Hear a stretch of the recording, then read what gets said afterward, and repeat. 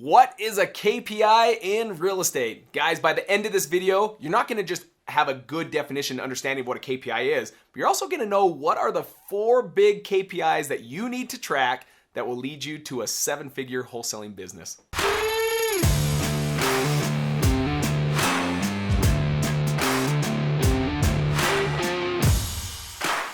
Guys, during this video, we're gonna share the 4 KPIs that you must track. In fact, these are the activities you have to do daily, weekly, and number 4 was probably the biggest needle changer, the biggest needle mover for our company that allows us now to do 7 figures every single year.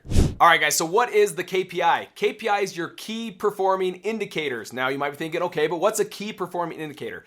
These are the things you have to track that if you will just stay in track with these indicators, with these goals or these metrics, that the result, it takes care of itself. Let's break it down in like a real-time story, something that we can probably all understand. Right now happens to be like the NBA finals. NBA finals are going on and you might be thinking, yeah, I don't even like the NBA, but bear with me for a little bit. Through this, you'll notice that everyone's goal is probably the same. Every NBA team is, we want to win the NBA championship. We want to get a ring, right? Now, I wish that was an NBA ring. It's not. But we want the ring. We want the ring. Now, if that's all you focused on was, we want the ring, we want the championship, you'd realize that there's 2 things here. There's a leading measurement and there's a lagging measurement. What are the leading measurements? What are the things you must do daily so that you can achieve this result, that lagging measurement? So the lagging measurement in this case would be winning a championship. If you just said, I want to win a championship, I want to win a championship, I want to win a championship, that's not going to do anything for you. Yes, that has this mindset of we're winning the championship, but at the end of the day, there's no action tied to it. So we have to have this leading measurements that you got to focus on, that if you just do these every single day, the championship will take care of itself. So it could be being in the gym 3-4 times a day. I know that's something Kobe Bryant used to do. He'd wake up at like 4:30 and start his first session at 4:30 in the morning so that he could get more reps, more work done than any other NBA player. Now, it could be shooting X amount of free throws, X amount of 3-pointers, practicing with teammates, going out there and doing drills, working with the coach, working with the mindset coach. You've got all these leading measurements that if you take care of this and you do these every single day, the likelihood or the chance of you winning an NBA championship goes up. So what are the 4 KPIs when it comes to having a successful wholesaling business? Now, guys, I'm not just talking about doing $10,000, $20,000. These are the same KPIs that allowed us to do over $3 million just last year alone, that if you'll track these 4 KPIs, it's gonna help you go to that 7-figure business. Number 1, now depending if you're just a solopreneur, you're the one wearing all the hats and you're going out and working with all the clients face-to-face, or if you have a team, much like mine. I have a few acquisition managers here in Utah, and I have a few acquisition managers in Dallas, Texas. So one of our actual leading measurements is going to be 5 appointments per week per acquisition manager. What we found out, guys, is what really turns the dial, what turns the needle and helps you get more contracts is face-to-face time with more homeowners. Now, you might be thinking, gosh, I just don't know if I have 5 hot leads that I want to go on appointments with. As acquisition managers, they're trained to go on all appointments because we have other systems and processes in place to take care of the warmer leads or cold leads.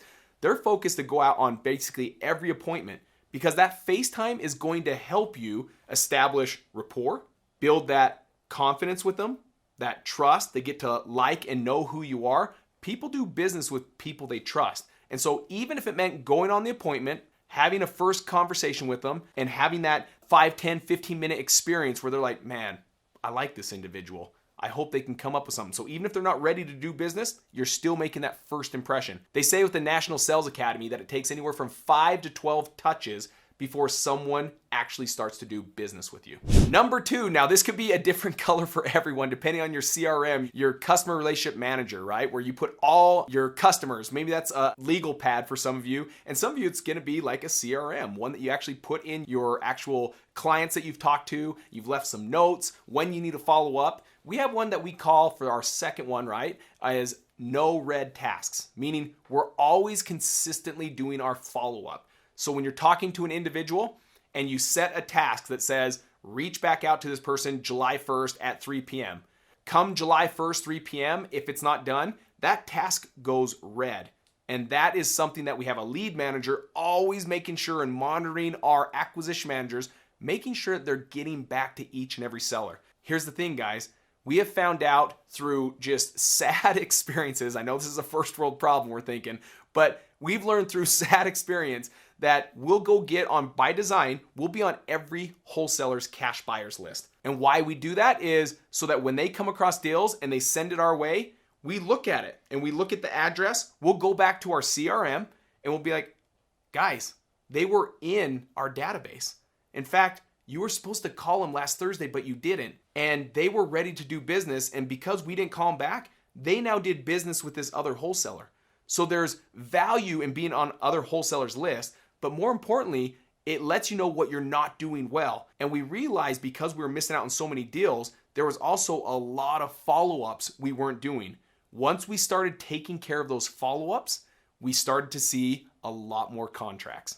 Number 3, that is 10 hours of self-generating activities for leads. Now, what does that look like? Self-generation can be a few things. It can be actually as you're going out on appointments, that you're driving through neighborhoods to get to that appointment and you're looking for ran down homes, ones that have boarded up windows, ones that have tall grass in the yards, ones that have curled shingles or broken garage doors. Those are the things you're looking for. That is self-generation. You're jotting down the address, bringing that back. That's a lead that you can potentially send direct mail to, skip trace and cold call, or find a way to get in contact with those individuals. Now, what are some of these other self-generating activities? I like the ones that work with relationships. Instead of thinking about competition all the time, I think so many times we're so afraid to work with other wholesalers. We get so many deals each and every month by just simply collaborating with our competition and not viewing them as competition. We literally are working with them. Why? Because there's wholesalers out there right now that might put their home under contract at the wrong price. And maybe that home is going to cancel and you can be there in second place to put a different offer out there because maybe they had a bad taste with this wholesaler. You're working with them. They say, hey, it didn't work for me. Can you go over there and still find some way of splitting it? Now, what about the ones that do put under contract at the right price, but they don't have a cash buyer that wants it? Guys, that's one of the values you can add on this self-generation. We have a cash buyers list of over 10,000 cash buyers just here in the state of Utah. So if any wholesaler can't move their property, they can bring it to us. We can present that deal to our cash buyers. And if one of our cash buyers want it, we'll do a split on that deal. These are all ways of self-generating activities that allow you to get leads that turn into contracts. So guys, the big thing behind this, get those 10 hours a week, every single week, doing these self-generating activities. Before we move on to number 4, as you've heard 1, 2, and 3, right? I want to know, what is it that you're looking as you're thinking about these KPIs that I've talked about? Which one do you think is going to move the needle the most for your business? I want you to comment down below so I can see what it is you're going to be working on. And also, I'll find ways that I can add more value by helping you what you're going to do and the activities you're going to take during each and every week.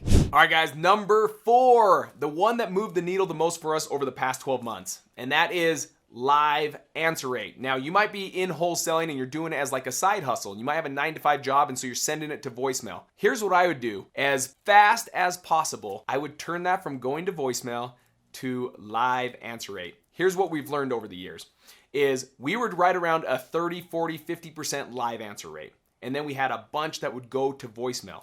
Now we have a process in place where our answer rate is very rarely under 90%, maybe once every like 5 or 6 months. But more importantly, it's right around about 95, 96% every single week. Now, here's what we learned from it. The data told us that we're getting really efficient with our time.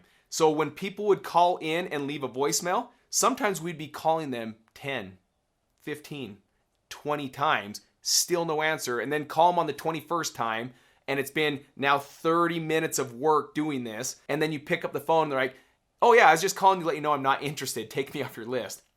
And we were wasting so much time in all this follow-up, and that follow-up bucket just got too big to manage when a lot of those individuals, they weren't even interested. They were calling to chew us out or tell them to be removed from the list. So through this live answer rate, we're able to get to that point super quick. That's tip number 1. And then tip number 2 is, if it's hot, you've got to get out there. Gone are the days like when I started back in 2015 when there weren't many wholesalers out there. Gone are the days where you can spend 10, 15, 20, 30, 40 minutes before you get back to an actual seller. When you get back to a seller, it needs to be quick. Some of these individuals, they're on their lunch break and they have 10 or 15 minutes to figure out who's going to be going out to their home to see if they can purchase their home. And if you don't answer, they're calling the next person that they find either through Google search or through all the direct mail that's going to their house. They're calling in these short window blocks to find out who can come out to their home and who can make them an offer. Hey guys, as a free gift, I have left a link down below in the description that gives you access to my real estate negotiation strategy crash course that's gonna teach you in depth how to negotiate with sellers so you can get out of your own way and close your first deal in as little as 30 days.